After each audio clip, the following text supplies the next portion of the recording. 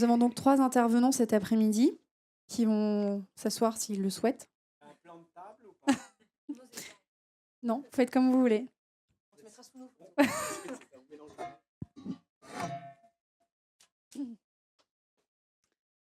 Alors, je pense que la salle va se remplir au fur et à mesure. Je propose qu'on commence par Svetlana. Est-ce que tu peux nous expliquer un petit peu ce qui se passe, d'abord ce que sont les neurosciences, pour être un peu clair sur le sujet, parce qu'on voit beaucoup de n'importe quoi. Est-ce que tu peux nous dire ce que c'est et puis où on en est de la recherche et de l'application pour l'éducation, puisque en fait, on parle un peu d'éducation ici. Donc, bonjour à tous. Donc, moi, je fais partie d'un laboratoire justement en sciences cognitives et je travaille plus précisément sur l'application des sciences cognitives / neurosciences à l'éducation. Donc, c'est pour ça que je me permets de vous en parler. Parce que, effectivement, dans les médias, en ce moment, c'est quelque chose qui revient beaucoup. On parle de neuro-révolution de l'école, libérer vos cerveaux, etc. etc. Et en fait, il y a eu beaucoup de bruit et peut-être un petit peu déjà, voilà, remettre à plat qu'est-ce que c'est au niveau définition, de qu'est-ce que disent les neurosciences et les sciences cognitives et surtout ce qu'elles ne disent pas précisément. Donc, pour faire un point de vue très général, donc sciences cognitives et neurosciences, c'est un peu la même chose, sauf que dans neurosciences, il y a beaucoup plus de cerveau, on fait beaucoup d'imagerie, on regarde beaucoup de choses. Sciences cognitives, c'est quelque chose de plus général et en réalité, on s'inspire beaucoup plus des sciences cognitives que des neurosciences pour justement proposer des outils basés sur les données qui ont été testées donc dans les classes, dans les laboratoires. De manière générale, les sciences cognitives, c'est l'étude du raisonnement humain. On va étudier la manière dont on perçoit les informations, la manière dont on y prête attention, la manière dont on la mémorise, mais aussi la manière dont on interagit avec nos collègues, avec que ce soit un copain de classe, avec un enseignant, pour justement voilà, mettre en place une dynamique d'apprentissage. Donc, c'est quelque chose de très vaste, de très transdisciplinaire, et donc c'est assez difficile de le résumer en quelques mots. En fait, pourquoi on parle en ce moment beaucoup des sciences cognitives? C'est parce que c'est une science assez jeune qui arrive enfin à un certain stade de maturité, où justement on a des décennies et des décennies de recherche derrière nous, et voilà, les laboratoires sont au courant de plein de choses sur la manière dont on perçoit, on traite les informations, et maintenant, on les intègre justement directement, on essaye de les intégrer directement dans des solutions éducatives, qu'elles soient logicielles, mais aussi sans forcément utiliser de la technologie dans la vie de tous les jours, des feuilles, ce genre de choses. C'est une version low-tech de l'éducation. Juste quand tu évoques le fait que les neurosciences est une discipline transdisciplinaire, on imagine déjà quelques petits freins quand on voit comment les labos de recherche fonctionnent par discipline et chacun dans son domaine. Alors en fait, vu qu'on on a l'avantage en sciences cognitives d'être une science jeune. Donc en fait, on n'est pas très nombreux. Justement, on est issus de la psychologie, certains un petit peu plus de l'intelligence artificielle. Donc c'est quelque chose, même d'autres qui sont plus du côté médecine, neurologie, neurobiologie. Donc en fait, par définition, on est obligé d'être transdisciplinaire et on collabore aussi ensemble. Dans mon laboratoire, il y a des gens qui travaillent vraiment très précisément sur certains mécanismes du cerveau, plasticité cérébrale, etc. Et d'autres qui sont plus sur les mécanismes psychologiques autour justement de ce qu'on appelle la cognition sociale des relations interpersonnelles. Et alors du coup, qu'est-ce qu'on a découvert? Qu'est-ce qu'on sait aujourd'hui de comment on apprend? Alors là, c'est assez difficile. On a combien de temps là pour répondre? Alors, qu'est-ce qu'on sait sur la manière dont on apprend? En fait, il y a un mécanisme justement qui est à la base de tout ça, c'est la fameuse plasticité cérébrale, qui en fait fait que quand à un individu on lui montre une information, cette information, en fonction de comment elle est présentée et dans quel contexte elle est présentée, ça va avoir une influence sur son cerveau. Il va justement l'intégrer et pour l'intégrer, il va un petit peu pas non plus se modifier profondément, mais il y aura des nouvelles connexions qui vont se créer, des connexions qui vont être renforcées. Et on sait que justement, il y a des méthodes qui favorisent plus ce mécanisme que d'autres. Par exemple, la manière dont on espace le contenu, par exemple, on a plusieurs notions à apprendre, on sait que, ça je pense qu'on l'a tous fait, c'est pas terrible juste avant la veille d'un examen de répéter, de faire 4 heures d'affilée de révision. Et en fait, il vaut beaucoup mieux espacer, en même temps faire 4 heures aussi, mais espacer sur une plus longue période. De la même manière, par exemple, aussi au niveau de l'alternance des concepts qu'on a vus, dans le domaine du sport, par exemple, et ça se réplique au domaine des mathématiques, du français, etc., il vaut mieux alterner les notions qu'on est en train d'apprendre. Par exemple, pour reprendre le sport, un sportif qui apprend les coups droits et les revers, eh ben, il a tout intérêt à faire des coups droits, des revers, des coups droits, des revers en alternance, plutôt que faire que des coups droits, que des coups droits, que des coups droits, puis que des revers, que des revers, que des revers. Et ça, c'est 2 exemples, mais on en a plein d'autres sur le fait que, par exemple, il y a ce qu'on appelle l'illusion de maîtrise. Encore un dernier exemple, c'est quand on lit passivement un contenu, on a l'impression qu'on l'a appris parce qu'on vient de le voir, mais en fait, pas très bien. Et ce qui est beaucoup plus efficace, en fait, c'est de voir cette information qu'on a lue, ça doit être de devoir la restituer, soit en se testant soi-même. Donc là, il y a plein de manières de le faire. Ça peut être le répéter sans le regarder, se poser des questions, ce genre de choses. Mais voilà, il y a plein de techniques justement pour sortir de cette illusion de maîtrise, de ah bah ce que je viens de voir, ok très bien, je le maîtrise, et justement le maîtriser pour de vrai. Ok. Et alors, du coup, à quel moment est-ce qu'il y a un croisement entre neurosciences et intelligence artificielle? Alors en fait, l'intelligence artificielle, eh ben, elle s'inspire beaucoup de la cognition humaine. Il y a pas mal comment dire, de modèles. En fait, justement, dans mon équipe de recherche, il y a des gens qui font ça. Ils s'intéressent à décomposer la manière dont l'être humain apprend à lire.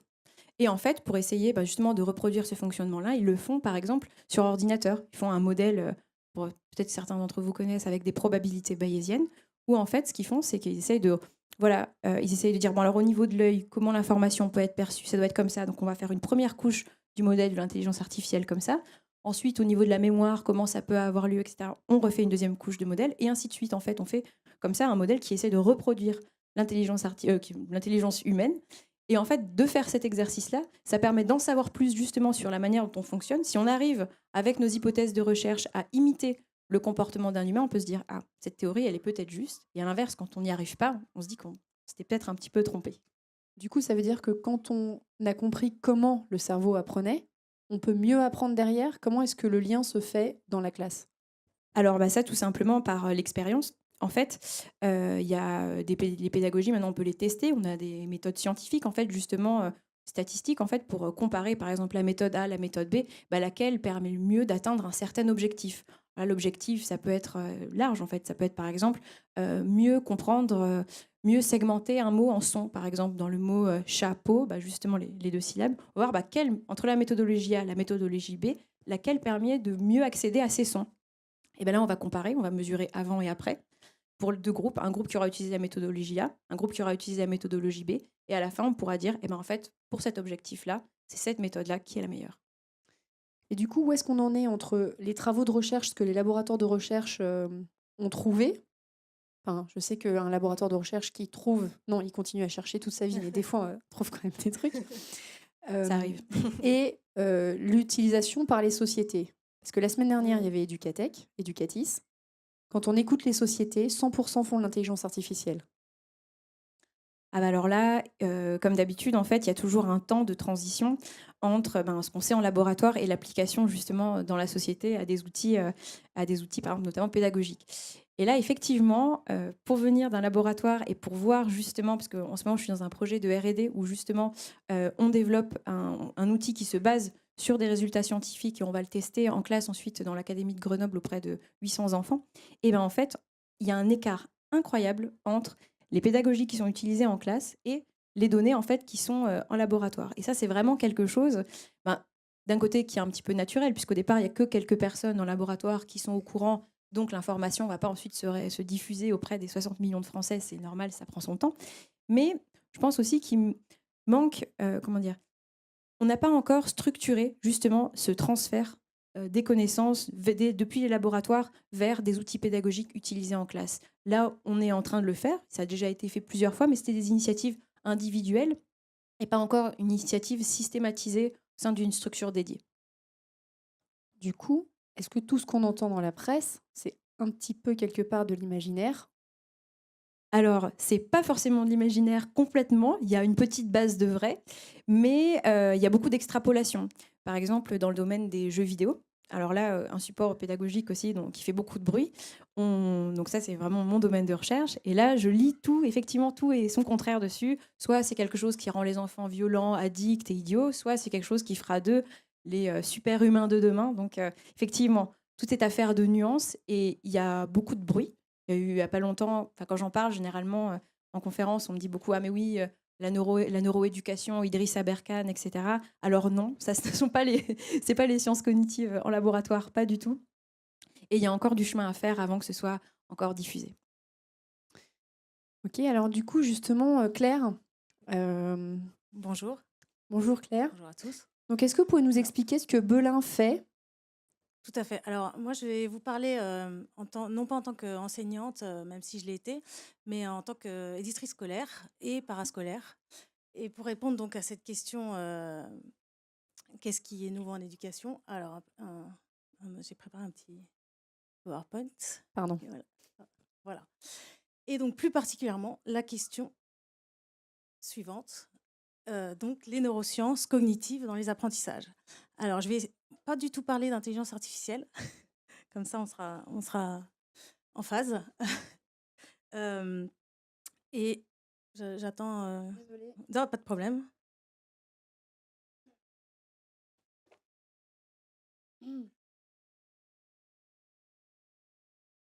Donc, sur la façon dont l'éditeur scolaire se nourrit de ce que les neurosciences nous apprennent et en essayant aussi de vulgariser les savoirs à destination des enseignants, avec toutes les précautions d'usage possibles, parce qu'on sait que c'est une science jeune et que rien n'est vraiment sûr, qu'il n'y a pas une pédagogie qui serait recommandée essentiellement par les neurosciences. Et donc, comment on fait à partir de ça pour quand même intégrer un maximum les apports des neurosciences? Alors, ouais, du coup, celle d'après. Donc, en effet, voilà, ouais, les pratiques pédagogiques sont en constante évolution. Il y a un effet de mode en ce moment. On a l'impression d'entendre parler d'intelligence artificielle à tout bout de champ. Mais ce qu'il faut savoir, c'est que dans les classes, ça fait longtemps que les enseignants, ils innovent. Il y a 800 000 profs, donc 800 000 pratiques. On entend parler des pédagogies Freinet, des pédagogies Montessori. Enfin, il y a une multitude de courants de pensée, de pratiques. Vive le papier. Hop, et ce que change la technologie, enfin les nouvelles technologies, c'est que l'enseignant il est perturbé dans sa posture de sachant. Et les élèves, eux, je ne sais pas si vous avez entendu parler récemment de classe renversée. Donc c'est l'élève qui fait cours à la place du prof. Donc, on voit bien qu'il y a un foisonnement de nouvelles pratiques, nouvelles idées, et que la technologie fait défaut de temps en temps. J'attends un peu ou... Non,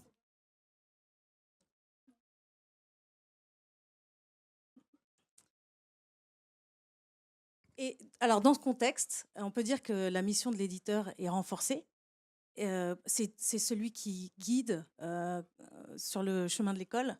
Il est renforcé dans sa mission de pédagogue. Alors, c'est juste avant. Voilà. Ça va tenir, on espère.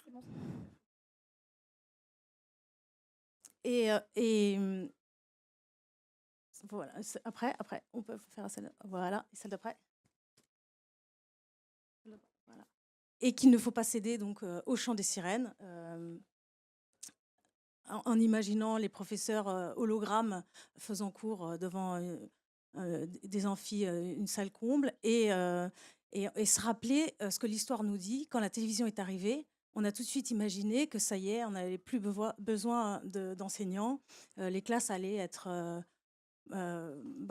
autonomes avec un écran de télévision qui diffuserait les savoirs. Ce que ça nous apprend, c'est que l'humain est essentiel dans la transmission, et les éditions Belin là-dessus ont un parti pris fort qui est d'intégrer l'humain dans la transmission des savoirs. Et alors, on s'appuie notamment sur les recherches de Stanislas Dehaene, professeur au Collège de France, qui livre un discours assez structuré, assez pédagogique en soi, avec des pistes qui nous permettent d'intégrer dans nos produits un ensemble de recommandations. Alors, si on commence par la première, qui est l'attention. Alors, je vous les cite: l'intention, l'engagement actif, le retour d'information et la consolidation. Alors, pour l'attention, Déjà, il faut savoir qu'on met à disposition des enseignants une variété de supports, de formats. Un exemple, c'est cette plateforme numérique, la Digitech Belin. Si vous appuyez en bas à gauche, il y a un petit bouton qui nous permet de naviguer sur la plateforme.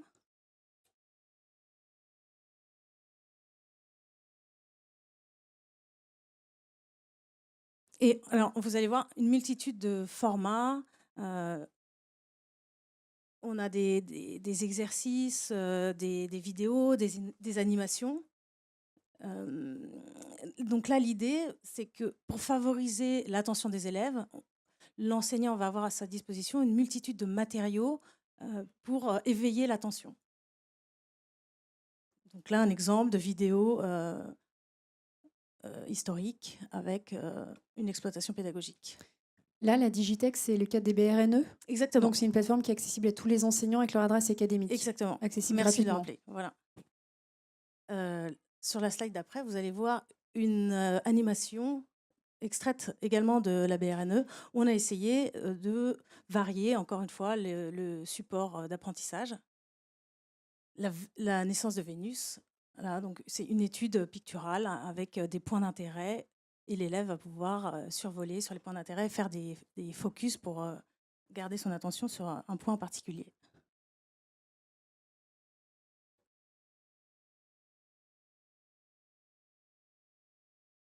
Donc, c'est une forme d'interactivité pour susciter l'attention. Voilà, on imagine que l'enseignant peut utiliser des animations dans différents contextes. Enfin, vraiment, on est sur la liberté pédagogique où le maximum de contenu va pouvoir être utilisé d'une multitude de façons.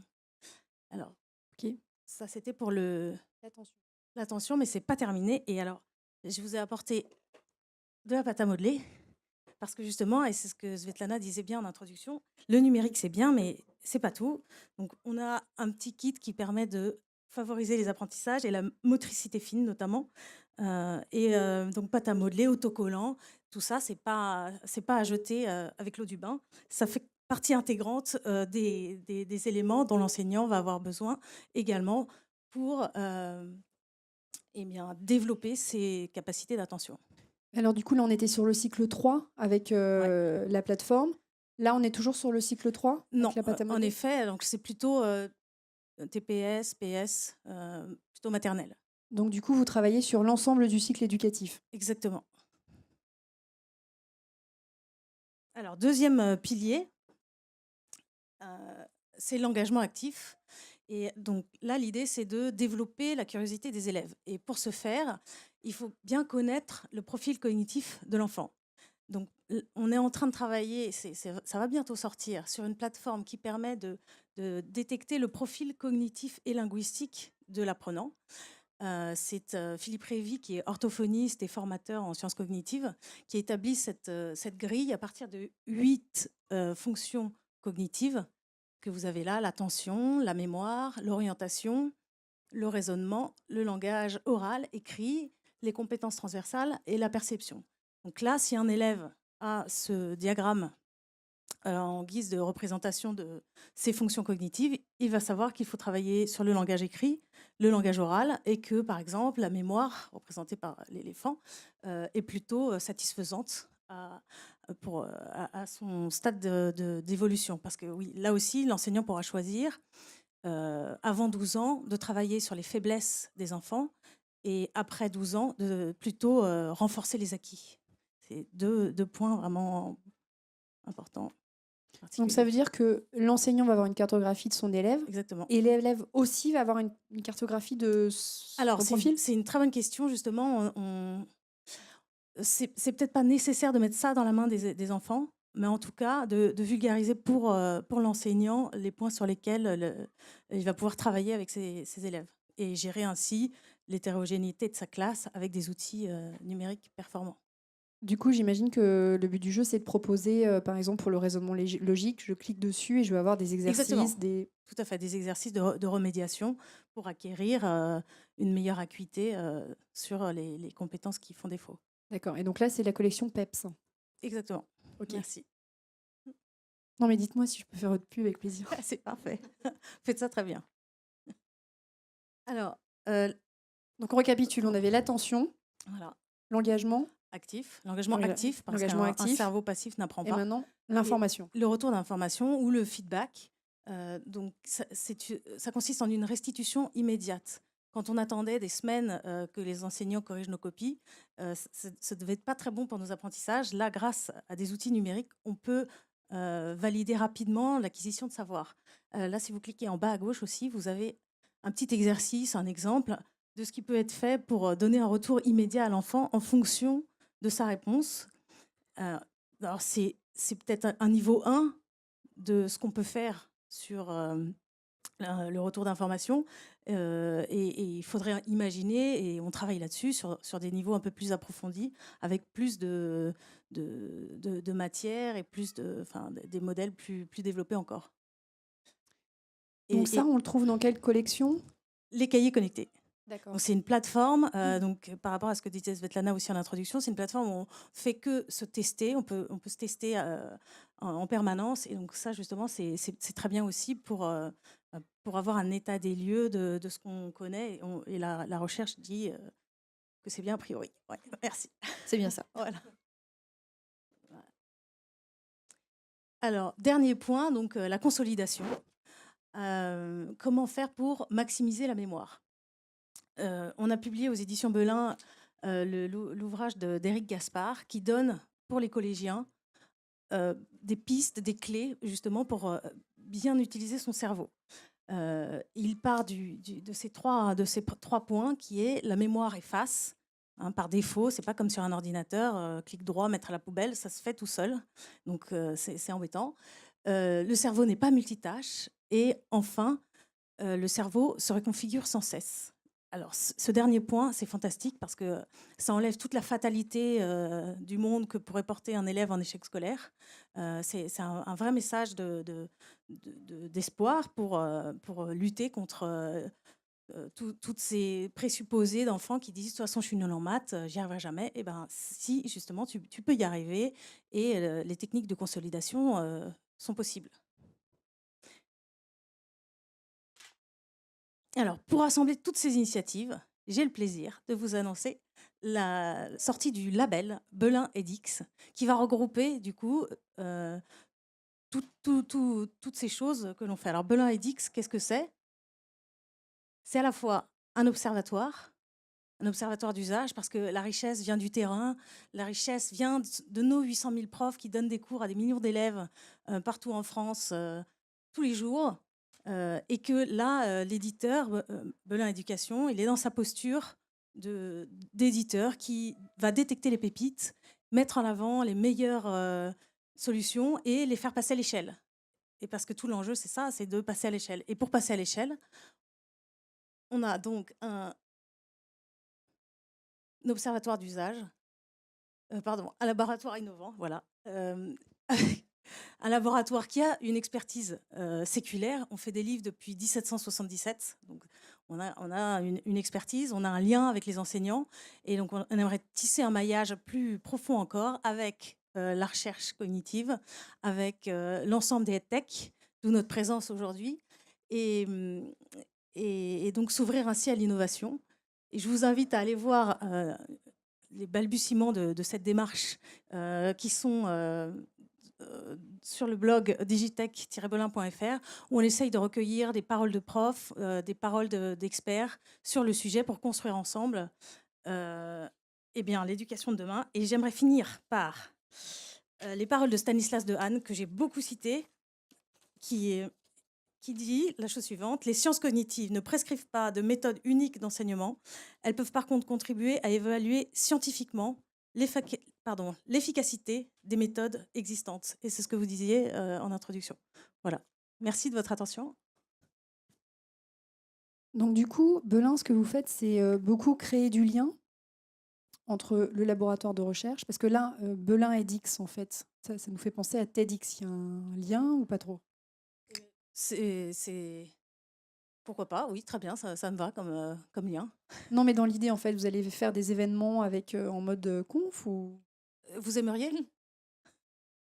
Ce serait sympa, non? Voilà. Eh ben, je demande à Fabrice Bertocci qui est présent ici. Il fait un grand oui de la tête. Donc, oui. D'accord. Et vous faites ça en partenariat avec un territoire identifié scientifiquement ou pas trop? Vous avez des candidats qui seraient prêts déjà? Je sais pas.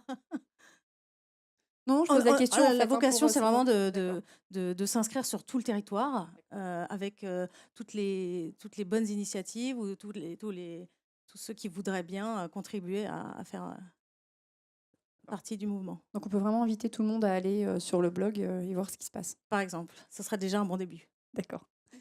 Et alors toi, Thierry, raconte-nous ce que tu viens faire dans cette galère. Alors moi, je m'appelle Évidence B. Oui, c'est pas marqué ici. Donc, je vais partir par là. Donc c'est le nom de la petite entreprise qu'on vient de créer. Moi, j'ai passé 10 ans dans l'édition scolaire et 10 ans chez Microsoft sur les questions d'éducation. Et avec un intérêt pour les sujets qui ont été évoqués depuis toujours. Moi, je suis philosophe de formation et l'origine finalement des sciences cognitives, c'est bien ancien. Enfin, c'est comment la connaissance fonctionne, l'épistémologie est l'étape d'avant, la connaissance de la connaissance, comment ces mécanismes fonctionnent. Donc on a contribué à créer un think tank à l'école normale supérieure qui s'appelle Compas, où il y a déjà ces réflexions qui étaient croisées.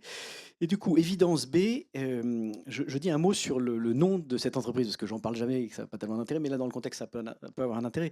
Donc, il y a des gens qui me disent, bah, c'est parce que Évidence A a été pris, donc tu as créé Évidence B, parce que ça n'existait pas. En fait, ça se réfère à un courant qui s'appelle, et Svetlana est très diserte sur le sujet, qui s'appelle l'evidence-based learning, l'enseignement assis sur des preuves, et qui se calque sur un mouvement un peu antérieur, qui est celui qui s'adressait à la médecine, qui est l'evidence-based medicine, et qui considère qu'entre le 17e, la médecine de Diafoirus, où on mettait des clistères et on faisait des signets, et la médecine d'aujourd'hui, eh bien, il y a eu une révolution. C'est la science qui est passée, et maintenant on a un degré de scientificité dans la médecine qui n'a plus rien à voir avec le 17e. Et il y aurait une sorte d'aspiration parallèle dans l'éducation en se disant, est-ce que l'arrivée de ces sciences dures va permettre de faire la même révolution dans les pratiques éducatives que celle qu'on a vue dans la médecine. Si vous comparez un labo de chirurgien, enfin une salle opératoire en 1880 et aujourd'hui, il suffit de voir une image, vous verrez que c'est pas tout à fait pareil. Et traditionnellement, dans toutes ces conférences, on vous montre une salle de classe en 1880 et une salle de classe aujourd'hui. Le tableau est passé du vert au noir au blanc, mais enfin, grosso modo, les choses se ressemblent. Alors, de temps en temps, on pousse le luxe jusqu'à mettre des estrades, des gradins, plutôt que... Mais bon, voilà, la capacité d'imagination n'est pas gigantesque. Donc, c'est ce pari-là. Il y a un psychologue qui s'appelle Breuer, qui avait une sorte de petite équation qui dit les sciences cognitives sont à l'éducation ce que la biologie est à la médecine, a été à la médecine. Donc voilà, c'est porteur de gros espoirs. Donc ça, c'est le premier sujet sur la raison pour laquelle cette start-up s'appelle Évidence B. Donc on est vraiment dans ce cœur du sujet.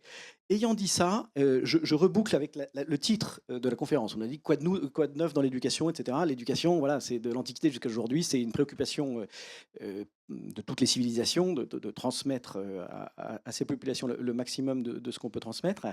Il y a des courants qui s'opposent, évidemment, comme dans tout domaine, mais même un peu radicalement sur ce point-là. Certains considèrent que l'éducation, c'est un art. Il n'y a pas très longtemps, il y avait Luc Ferry là, qui a sorti un bouquin. Lui, il considère que finalement, un enseignant, c'est un artiste et que c'est une matière qui est très immatérielle, qui est très peu scientifisable. Et donc, il y a un courant qui est plutôt sceptique face à toutes ces approches-là. Alors, vous avez des tas c'est un art ou un artisanat. Vous avez le cercle des poètes disparus avec un artiste, ou vous avez un artisanat avec des tas de bons trucs pédagogiques qui font que cette méthode de lecture va marcher, va marcher dans tel ou tel contexte. Donc, voilà, c'est ce nouveau courant arrive dans un champ qui est beaucoup plus large. Et du coup, moi, je suis assez attentif, et je pense que chacun ici, on l'est, à la fois les promesses auxquelles tout le monde aspire, parce que tout le monde a envie que l'éducation fonctionne mieux, et que portent ces sciences-là, et la réalité des pratiques, les contextes dans lesquels ça se situe, pour ne pas surpromettre. Et quand Jennifer nous disait que maintenant toutes les sociétés faisaient des sciences cognitives et l'IA, peut-être que c'est très bien, mais il faut voir en quelle proportion, etc. Bon, donc voilà un peu les deux éléments, donc le contexte dans lequel ça se situe et ce que vont pouvoir apporter les sciences cognitives. Dans ce contexte-là, nous, ce qu'on fait avec Évidence B, on est on cherche, alors, parce qu'il y a aussi une question qui a été évoquée, qui a été posée tout à l'heure par Jennifer, sur la question du transfert. C'est-à-dire comment faire en sorte que ces recherches sur tel ou tel domaine, que ce soit sur l'attention, que ce soit sur l'apprentissage de la lecture, etc., arrivent dans les classes. Il y a 800 000 enseignants, effectivement, 11 millions d'élèves, etc. Et quelles recherches arrivent dans les classes, sont-elles appropriées, etc. Donc, nous, notre cœur de cible, c'est de chercher dans ces recherches, à la fois en sciences cognitives, et puis je dirais un petit mot sur l'intelligence artificielle derrière, celles qui, d'une part, s'adressent à l'éducation, donc pourraient concerner des enfants dans les écoles, que ce soit dès les premiers âges ou un peu plus grands, disent quelque chose de neuf. Quelquefois, les sciences cognitives viennent simplement valider des pratiques pédagogiques. Les pratiques ne sont forcément pas sorties de nulle part, elles sont éprouvées par l'expérience.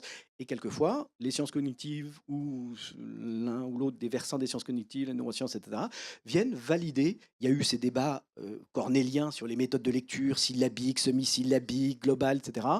Il semble qu'il y ait une sorte de convergence du côté des neurosciences et des sciences cognitives pour dire qu'effectivement, la syllabe, enfin là, est quelque chose qui est déterminant dans l'apprentissage de la lecture.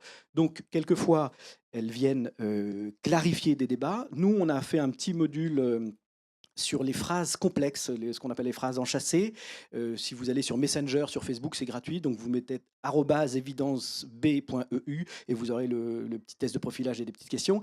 Et c'est un petit exercice, un petit travail qu'on fait sur le fait que quand une phrase est un petit peu longue, eh bien, par exemple, le fils des frères de mon voisin s'appelle Georges. Dès que la phrase s'allonge, on a affaire pour les enfants soit à des problèmes quelquefois de contresens, on ne sait plus très bien de qui on parle, ou des problèmes d'orthographe, on ne sait plus très bien comment accorder.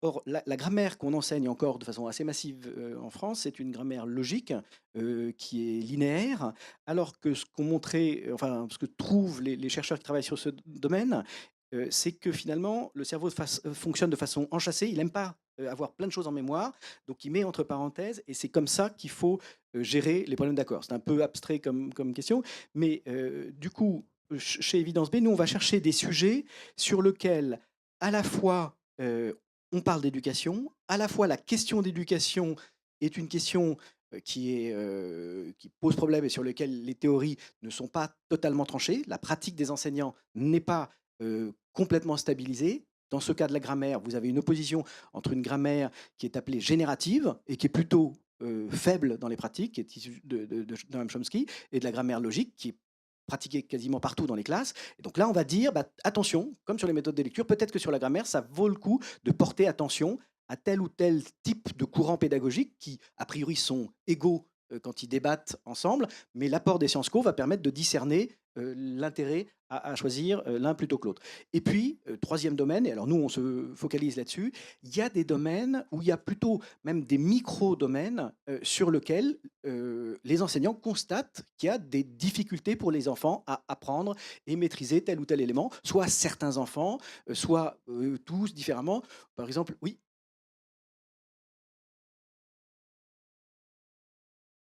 Nous, on fait des modules d'exercice, mais je ne l'ai pas vraiment expliqué. Donc, vous ne l'avez pas. Je parlais du débat, pas exactement. Donc, on fait des petits modules d'exercice, mais ces petits modules d'exercice ne traitent pas des questions cognitives de façon globale, comme celles qui ont été évoquées par Belin, la mémorisation, etc. Nous, on traite des questions spécifiques aux disciplines. Hein. Donc, j'ai cité cet exemple sur la grammaire. Comment ? En fait, nous, notre modèle, notre startup, nous, on vend nos modules aux professionnels de l'éducation. Donc, nous, c'est avec Belin ou, alors au Brésil, c'est le syndicat qui vend les ressources aux enseignants, qui les donne. Singapour, c'est plutôt le gouvernement.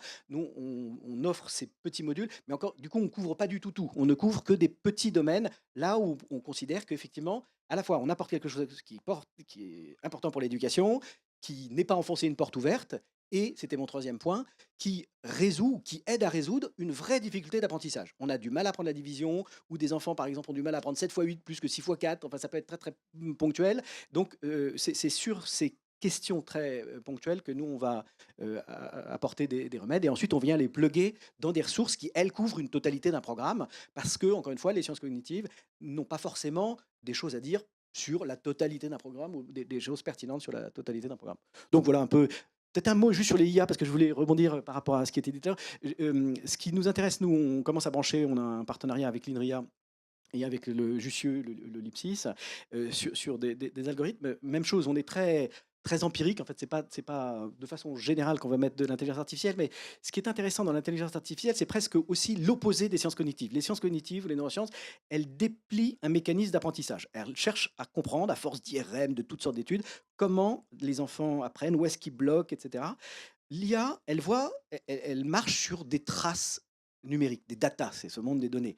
Donc à partir du moment, alors la pâte à modeler c'est plus difficile, mais on peut mettre des capteurs, mais à partir du moment où les enfants sont de plus en plus actifs sous forme numérique, eh bien ils laissent des tas de traces de leurs activités. Et autant les traces de l'activité d'un consommateur sur Amazon, de voir que les gens qui aiment les bouquins de Marguerite Duras, ils aiment le jus de pamplemousse et ils vont en vacances à Madère, c'est pas scientifique d'un point de vue cohérent. En revanche, c'est quelque chose qui s'observe du point de vue de l'IA. On peut repérer des trajectoires et on peut repérer cette habitude de consommation.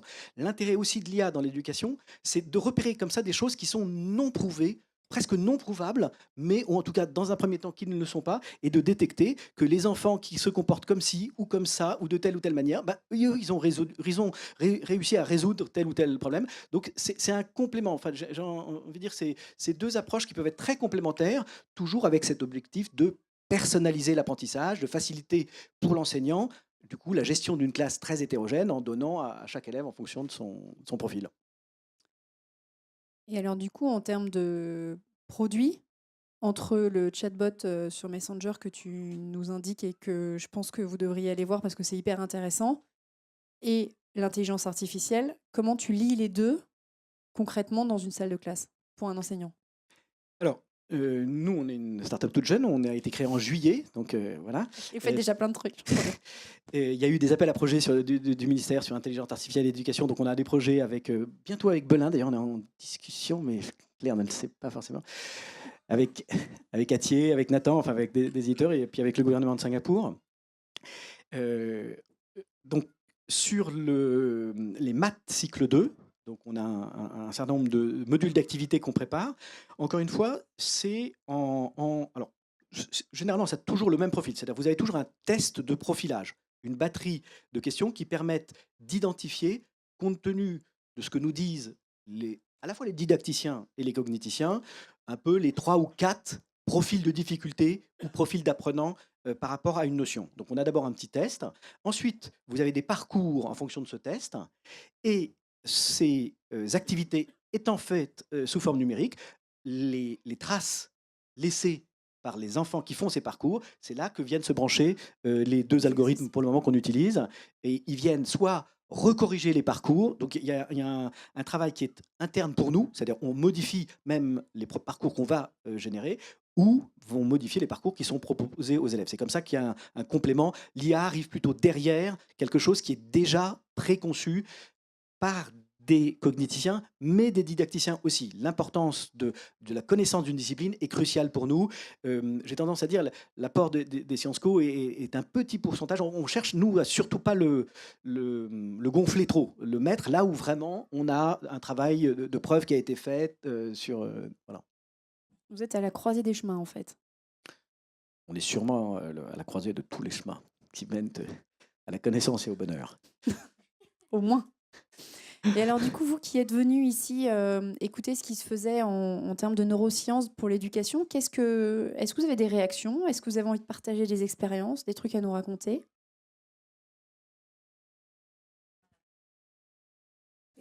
En effet, il y a du travail à faire.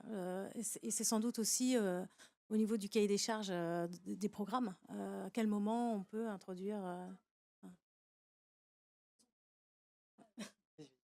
Il y a effectivement un gros travail de sensibilisation culturelle parce que effectivement, ce que vous dites sur la méditation, c'est très juste, c'est aussi étudié en laboratoire. Et effectivement, sur le décloisonnement, il y a par exemple, ça on le sait, il y a certains savoirs, par exemple au niveau des langues. En fait, c'est vrai que c'est encore un truc, on est très cloisonné par discipline au sein des programmes, alors qu'en fait, on sait très bien qu'on peut réinvestir, par exemple, certaines choses qu'on a vues en apprenant l'anglais. On n'est pas obligé de le réinvestir sur un temps d'anglais, on peut très bien le voir ailleurs, tout comme on peut introduire de la méditation. Enfin, il y a vraiment tout un travail sur justement que dit la science à ce niveau-là, et sensibiliser un peu plus à une sensibilisation culturelle justement auprès des classes, auprès des enseignants qui, je pense, doit être faite. Un petit complément, il y a aussi sur ces sujets-là un débat, on va dire, séculaire qui oppose nature et culture. C'est-à-dire, quand on parle des neurosciences, on parle du cerveau, de comment il faut. Et on a tendance à penser, je ne sais pas même si c'est vrai, enfin, d'un point de vue cognitif, quand le bébé naît, bah, finalement, sa partie culturelle est encore jeune et sa partie naturelle est déterminante. Voilà.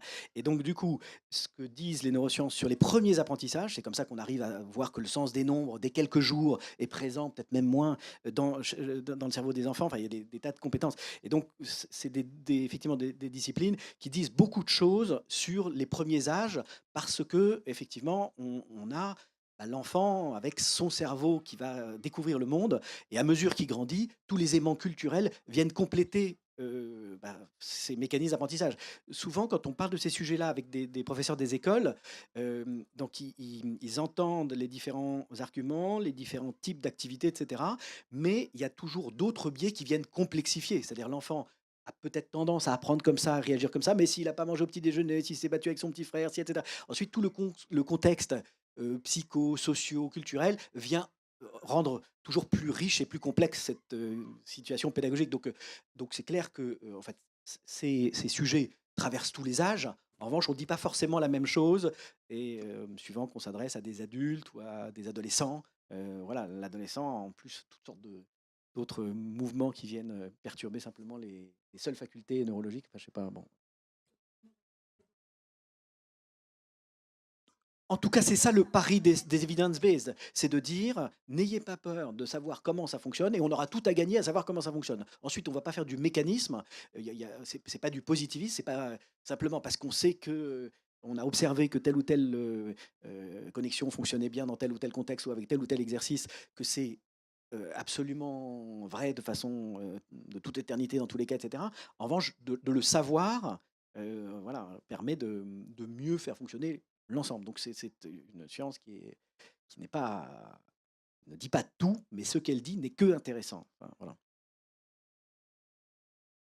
Est-ce qu'il y a des expériences à partager dans la salle? C'est l'heure de la sieste, c'est ça? C'était Est-ce pas que un vous avez des exercice questions? d'hypnose? On a répondu à toutes les questions que vous posiez avant de venir, en fait. Ah, merci. On va vous retrouver. Bonjour. Sur l'éducation, parce que j'ai 2 enfants de 9 ans et 6 ans. Et je suis venu un petit peu pour voir ce qui se disait notamment sur l'éducation actuellement. Et je suis perdu parce que ce matin, j'assiste à une conférence et on nous dit que finalement, apprendre tout au long de sa vie, ça ne sert plus à rien. Et là, alors on a des Ah bah, il techniques a tort alors. Hein. pour apprendre, pour mémoriser, qui sont très bien, où on a une avancée sur les sciences cognitives. Moi, je me demande juste, qu'est-ce qu'on leur apprend aujourd'hui aux enfants? Enfin, c'est quoi le programme et qu'est-ce qu'il est bon de leur apprendre et comment leur apprendre? Je pense qu'il y a des solutions, mais qu'est-ce qu'il faut leur apprendre pour le monde de demain et, euh, et de quelle manière?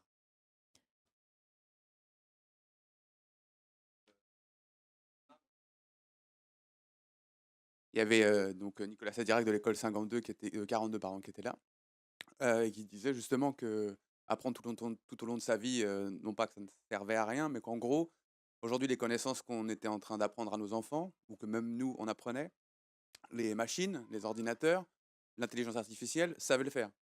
Et que du coup, ça ne servait plus à rien, ça n'avait plus vraiment de valeur de savoir des choses que en fait, l'ordinateur sait faire et saura faire dans 10 ans ou 15 ans, ou voilà, et donner des exemples de cet ordre-là. J'ai 2 enfants comme monsieur, à peu près du même âge. Je me pose les mêmes questions, sur, ce que je dois dire à mon enfant sur, l'école. Qu'est-ce qui est important d'apprendre à l'école? Et en gros, les métiers qui seront les tiens dans 15 ans, moi je les connais pas. Si ça se trouve, ils n'existent pas encore, puisque ceux qui existent aujourd'hui vont peut-être disparaître pour plein de raisons. Et du coup, voilà, moi, ce que je vois de nouveau dans l'éducation, ça a l'air fantastique. On s'intéresse aux neurosciences, c'est génial. Qu'on continue à faire des livres scolaires, moi, je trouve ça super. Je travaille dans l'édition scolaire, donc faut que ça continue. Qu'on fasse des livres papier, ça continue aussi. Mais du coup, voilà, je me pose des questions, parce que ce matin, l'intervention de Nicolas Sadirac était une intervention qui était assez bousculante, je trouvais. parce que justement pour cette histoire-là d'apprentissage. Alors, je me permets d'apporter les premiers éléments de réponse Est-ce que je peux rebondir là-dessus? Bon, bah, c'est bon, on vous laisse en autonomie. Oui, voilà. Non, parce que ça, c'est tout à fait en lien. Donc, on a aujourd'hui à disposition le référentiel des compétences du XXIe siècle qui a été publié par l'UNESCO. Donc, ces compétences qu'il faut faire acquérir par les enfants au XXIe siècle, on les connaît. Elles ont été identifiées. J'ai oublié de me présenter, Michel Pérez, Educavox. Et donc, on les connaît, elles sont répertoriées. On est en train de travailler justement aussi bien au niveau du ministère de l'Éducation que dans d'autres instances, notamment à la CNIL, à la mise en œuvre de ressources pour éduquer les jeunes grâce à un référentiel sur la protection des données, etc. Donc, ce n'est pas parce que les ordinateurs, les algorithmes et l'intelligence artificielle sera de plus en plus puissante que l'on va déléguer notre cerveau à celui d'un robot ou d'un ordinateur. Je pense qu'on est tous d'accord là-dessus. Et d'autre part, les compétences pour le 21e siècle sont bien connues. Ce sont des compétences qui sont celles d'un être humain capable disons, de travailler et de vivre avec tout l'environnement qui sera le sien, c'est-à-dire d'apprendre notamment à travailler en équipe, d'apprendre à se protéger, d'apprendre à gérer ses interactions avec l'environnement numérique, etc. etc. Et, je vous engage à télécharger sur le site de l'UNESCO ce référentiel. Ce n'est pas secret et c'est tout à fait transparent. Excusez-moi d'être intervenu, mais j'avais le feu vert de Jennifer. Ah. Non, mais ce que vous avez dit est très juste. Je me permettrai juste deux choses. Déjà, d'aller dans votre sens. Et justement, on dissocie souvent justement les savoirs des compétences, etc. Je pense, et plusieurs personnes en sciences cognitives, on est nombreux à le penser, c'est effectivement, il y a beaucoup de choses qui sont accessibles en une fraction de seconde sur Internet. Pourquoi apprendre le théorème de Pythagore alors qu'il est disponible? Oui, mais pour construire des savoirs plus abstraits, on a besoin d'avoir intégré, pas juste d'avoir l'information disponible, mais de l'avoir profondément intégré, ce théorème de Pythagore, pour ensuite pouvoir faire de l'architecture ou je ne sais quoi d'autre, des savoirs plus complexes.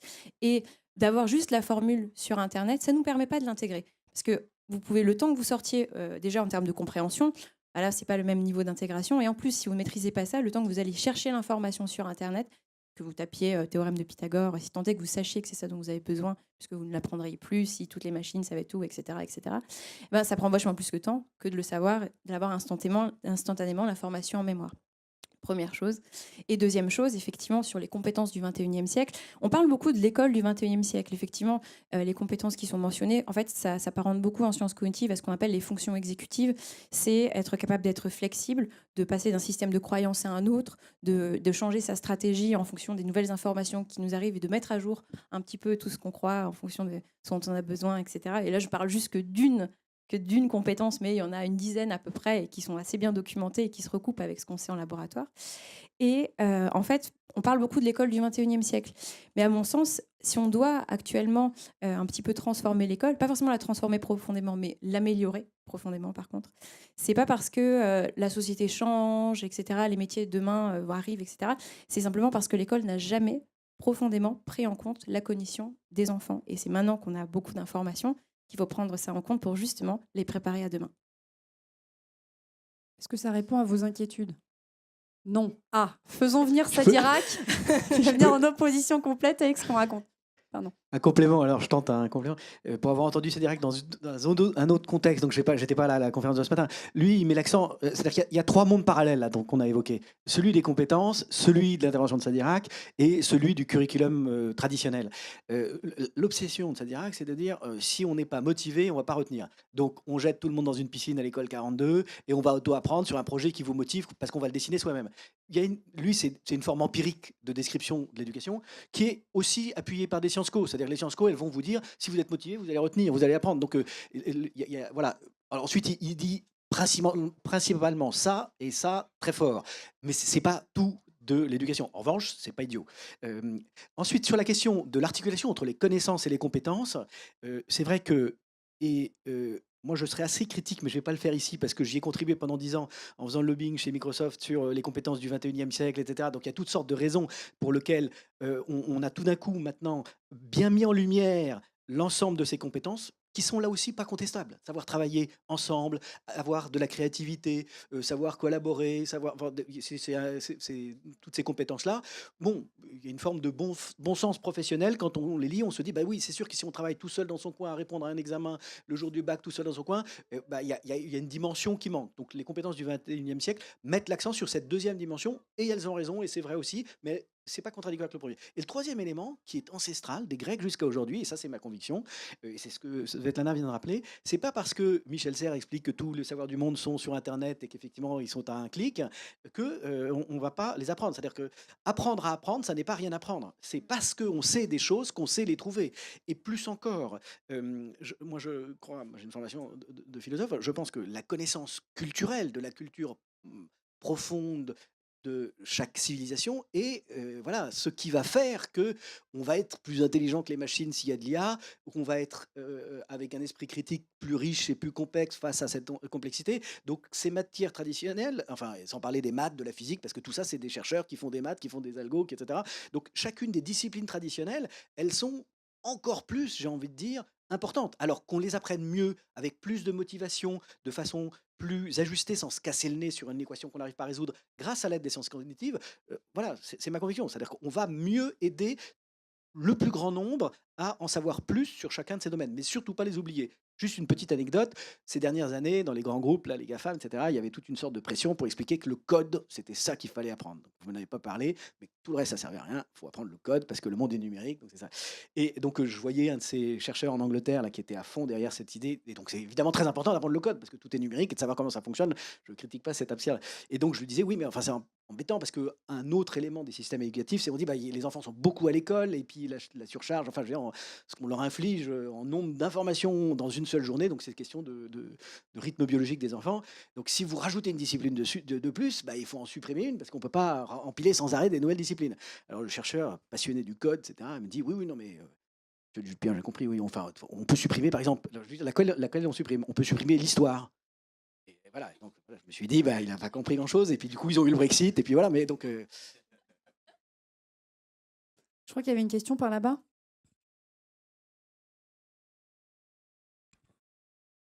Bonjour. Moi, j'allais aussi rebondir, en fait, on en est au 4e rebondissement sur en fait, ce qui a été dit ce matin et ce que vous avez dit. on n'est pas responsable. Hein. Non, mais du coup, ça relance la discussion, en fait. Ce matin, ce qu'on a entendu, et je pense qu'il nous a certainement fait réagir aussi, c'est quand on est en situation de stress, on réfléchit plus et on repart à ce qu'on sait, à la première chose qu'on a apprise, et du coup, on peut réagir complètement bêtement. Donc, effectivement, c'était un petit peu... ça faisait un peu peur, mais finalement, moi, ce que j'ai retenu du discours, c'est il y a savoir, il y a apprendre par cœur, ce qu'on fait beaucoup, je trouve, en France. En tout cas, moi, j'ai 3 enfants et je trouve qu'ils apprennent beaucoup par cœur.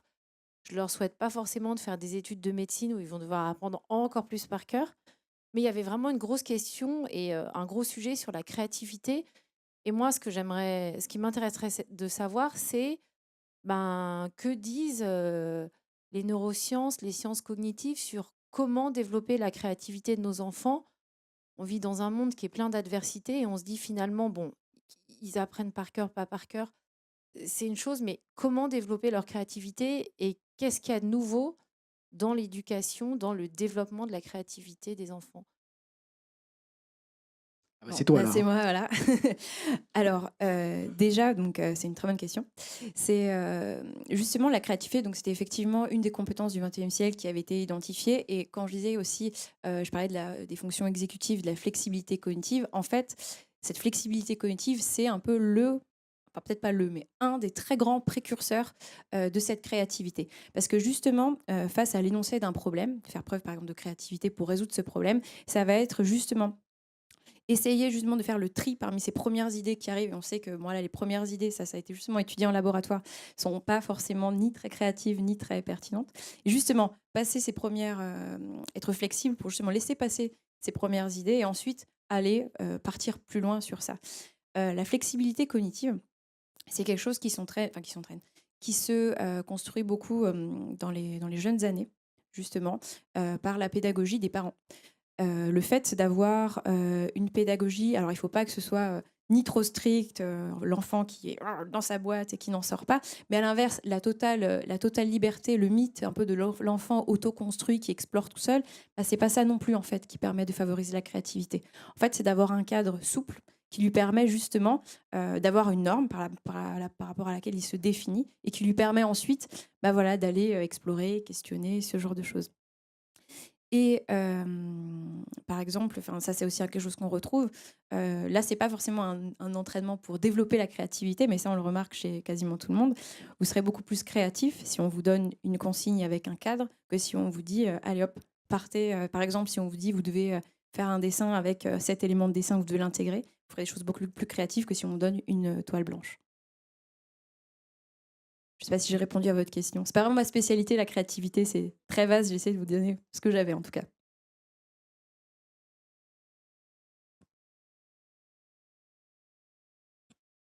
Ah, juste pardon, pour faire le lien avec ce qu'on se racontait samedi, où samedi c'était plutôt la journée des parents, Charlotte Ducharme du blog Cool Parents Make Happy Kids donnait des clés en fait pour les parents pour considérer l'enfant autrement. Elle part du principe qu'il faut qu'on change le regard qu'on a sur les enfants et qu'on les considère pas comme des animaux à élever entre guillemets, mais bien comme des personnes à part entière.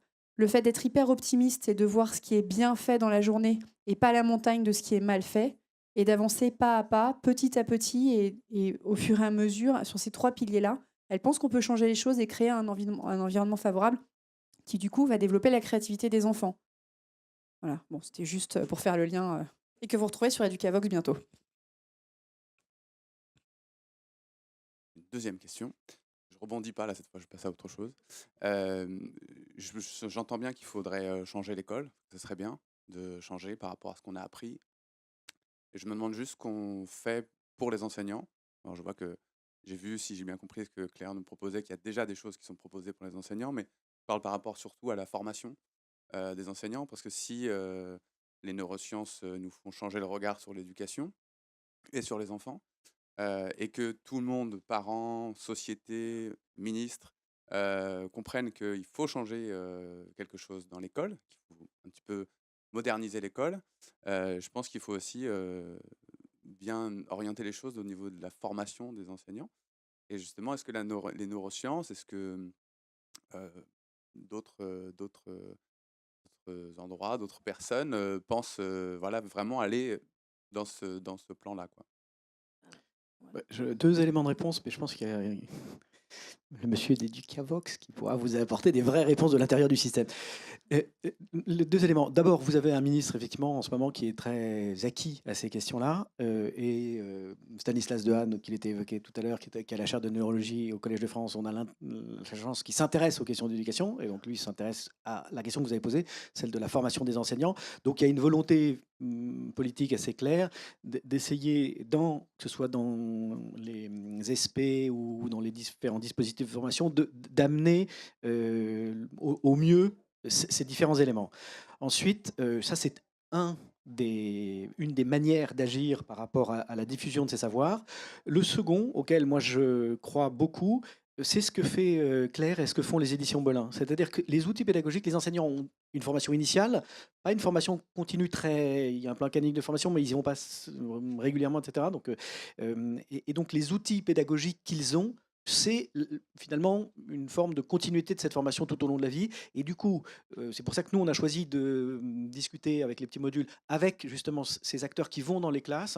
Et donc, je pense qu'entre ces deux approches-là, celle par les outils que plébiscitent les enseignants et par la volonté politique qui est clairement affirmée aujourd'hui, on a des chances que ça arrive relativement vite, en gardant, si ça garde ce que j'ai dit tout à l'heure, une forme de prudence par rapport au fait que ça n'est pas magique, ça ne va pas tout résoudre, qu'il faut évaluer là où c'est sûr et là où c'est pas tout à fait sûr. Voilà, si c'est pas comme une sorte de vérité qui tombe du ciel et qui serait une forme de résolution de tous les problèmes. Et juste pour compléter ce que dit Thierry, donc je suis tout à fait d'accord avec ça. Et de surcroît, Philippe Révy, dont je vous parlais tout à l'heure, qui est orthophoniste, fait déjà des formations en IUFM en SP, pour sensibiliser, pour expliquer, pour que le message se passe correctement et soit compris, intégré.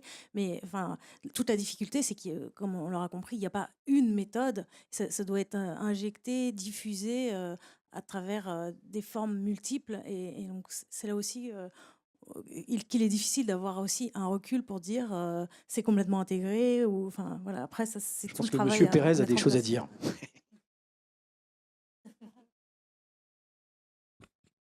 Merci. Très rapidement, parce que là maintenant, je ne suis plus au ministère. Je suis Donc vous pouvez parler. Désormais, je peux parler. Donc, j'étais un des responsables de l'inspection générale de l'éducation nationale. Voilà. Et donc, non, simplement, ce qu'il faut savoir, c'est que, d'une part, la liberté pédagogique est inscrite dans la loi. Les enseignants ne sont pas des machines à exécuter des activités programmées, etc. Et heureusement, ce sont des personnes hautement formées et hautement compétentes. Donc, ils ont une liberté pédagogique. Deuxièmement, le ministère met en place tous les ans des plans nationaux de formation sur des objectifs d'adaptation justement de l'école aux évolutions. Ces plans nationaux de formation visent à former des formateurs académiques et des inspecteurs qui ensuite vont pouvoir répercuter sur le terrain dans leur classe, dans leur établissement, etc., ce qui est apparu. Il y a des plans de formation départementaux pour le premier degré, il y a des plans de formation académique pour le second degré. Simplement, il y a 3 millions d'enseignants. Donc vous vous rendez bien compte qu'on ne réunit pas 3 millions de personnes d'un seul coup pour faire passer des savoirs comme ça qu'on va transférer selon la mécanique des fluides. Ce n'est pas comme ça que ça marche. Donc, tout ça fait que les environnements d'apprentissage évoluent constamment, les outils aussi, le matériel, les logiciels disponibles évoluent en permanence. Donc, il faut penser qu'il y a une adaptation constante et c'est pour ça que la liberté pédagogique est là, pour permettre aux gens d'utiliser. Parce que si on disait aujourd'hui, il faut utiliser tel type de logiciel pour enseigner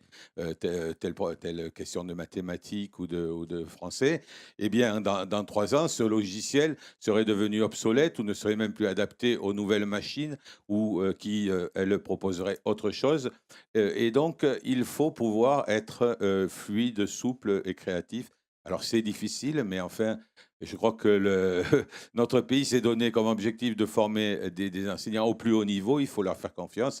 Et on a tout lieu de penser qu'avec tout l'environnement qui est mis à disposition et surtout l'aide qu'ils peuvent trouver aussi au niveau des installations et du matériel auprès des collectivités territoriales, parce qu'il faut bien se souvenir que ce n'est pas l'État qui installe les machines, le matériel dans les établissements scolaires. Ce sont les mairies, ce sont les conseils départementaux, ce sont les régions. Donc, il faut que tout cela s'ajuste. Voilà la question. Et ce n'est pas forcément en claquant des doigts ou en appuyant sur un clic de souris qu'on y arrive comme ça instantanément. Voilà, c'est une petite précision. Et du coup, ça veut aussi dire qu'on a peut-être tous un petit rôle à jouer à notre niveau. Merci à tous pour ces échanges. Merci beaucoup. J'espère que vous avez trouvé la nourriture intellectuelle que vous étiez venus chercher. On est à votre disposition jusqu'à la fin de la journée et puis après sur les réseaux. Et puis là, on enchaîne avec une table ronde sur apprendre en faisant. Voilà. Merci.